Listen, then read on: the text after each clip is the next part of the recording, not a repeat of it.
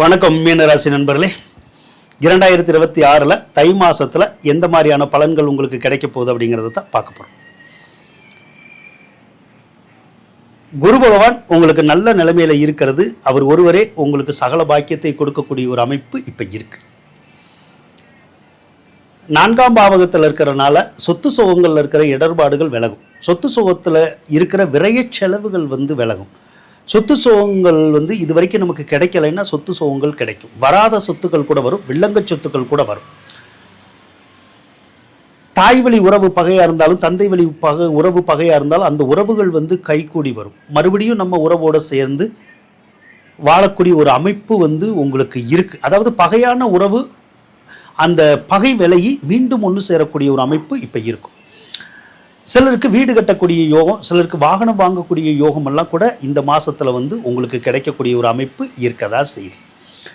10வது இடத்துக்கு 10ஆம் அதிபதி பார்வை இருக்கிறனால வேலை இல்லாதவங்களுக்கு வேலை கிடைச்சிடும். வேலையில் இருக்கிறவங்களுக்கு பதவி உயர்வு, சம்பள உயர்வு கிடைக்கும். தொழில் இல்லாதவங்களுக்கு தொழில் கிடைக்கும்.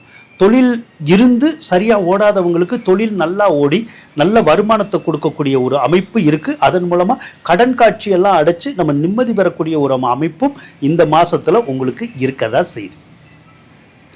தனாதிபதி வேற உங்களுக்கு நல்லா இருக்கார். அப்போ ஏதாவது ஒரு விதத்தில் உங்களுக்கு பணம் வரும்.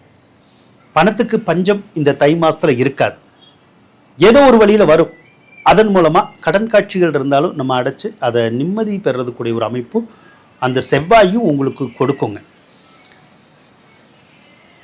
5ஆம் அதிபதியும் உங்களுக்கு நல்லா தான் இருக்கார் இந்த மாதம். அதனால் 5ஆம் இடம் பலம் பெற்று காணப்பட்டாலே புத்திர பாக்கியம் இல்லாதவங்களுக்கு இந்த மாதம் புத்திர பாக்கியம் கிடைக்கும். ஒரு சிலருக்கு பிறந்துடும், ஒரு சிலருக்கு குழந்தை பாக்கியம் உருவாகும். அந்த ஒரு அமைப்பு இந்த மாதம் இருக்குது. ஒரு சிலருக்கு இந்த பல்லு வலி கண்ணு வலி சொல்கிறோம்ல, அந்த விஷயங்கள் நடக்கிறதுக்குடைய ஒரு அமைப்புகள் இப்போ இருக்கதா செய்யுது.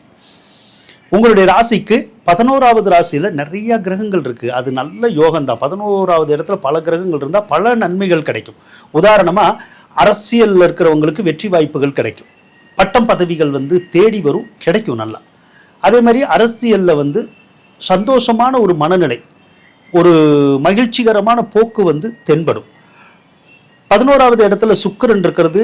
பெண்களால் ஆண்களுக்கும், ஆண்களால் பெண்களுக்கும் யோகமும் உதவியும் ஒத்தாசையும் கிடைக்கும். ஆடை ஆபரண துறையில் இருக்கிறவங்களுக்கு, கலைத்துறை கட்டடக்கலை துறையில் இருக்கிறவங்களுக்கு நல்ல யோகத்தை கொடுக்கும். அரசாங்கத்தில் வேலை பார்க்குறவங்களுக்கும் நல்ல அதிர்ஷ்டத்தை கொடுக்குங்க. 11வது இடத்துல புதன் இருக்கிறது. உங்களுடைய கணவன் அல்லது மனைவியினால் நல்ல யோகம் அதிர்ஷ்டம், அவங்களுடைய அம்மானால் நல்ல யோகமும் அதிர்ஷ்டமும் கிடைக்கக்கூடிய ஒரு அமைப்பு இருக்குது. கல்வித்துறையில் அக்கௌண்ட்ஸ் துறையில் வேலை பார்க்குறவங்களுக்கு அமோகமான வாழ்க்கை கிடைக்கக்கூடிய ஒரு அமைப்பு இருக்குது.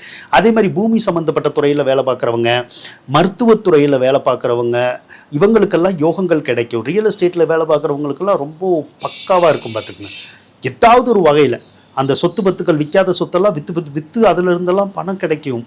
எப்படி பணம் வரும் அப்படிங்கிறதே சில நேரம் தெரியாது, அந்த அளவுக்கு பணம் வரும். ஆனால் அதே நேரத்தில் 7.5 சனியில் விரையச்சனி தான் இப்பயும் உங்களுக்கு நடந்துகிட்டு இருக்கு. மார்ச் வரைக்கும் நடக்கும். அது வரைக்கும் நிறைய செலவுகள் வரும். எவ்வளோ பணம் வந்தாலும் நம்மளால் மிச்சம் வைக்க முடியாது. மார்ச்சுக்கு மேலே கண்டிப்பாக வைக்கலாம். வாகனம் சார்ந்த தொழில் மட்டும் செய்யாதீங்க. சொந்த பயன்பாட்டுக்கு வாங்கிக்கோங்க. வாகனம் தொழிலுக்காக மட்டும் வாங்க வேண்டாம். மற்றபடி இந்த தை மாதம் உங்களுக்கு அற்புதமான மாதமாக இருக்கும் அப்படின்னு சொல்லி கூறிக்கொண்டு விடைபெறுகின்றேன். நன்றி, வணக்கம் நண்பர்களே.